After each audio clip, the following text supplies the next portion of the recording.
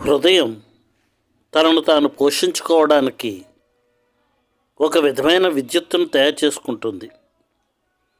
ఆలోచనలు కూడా కొంతమేరకు విద్యుత్తును తయారు చేసుకుంటాయి.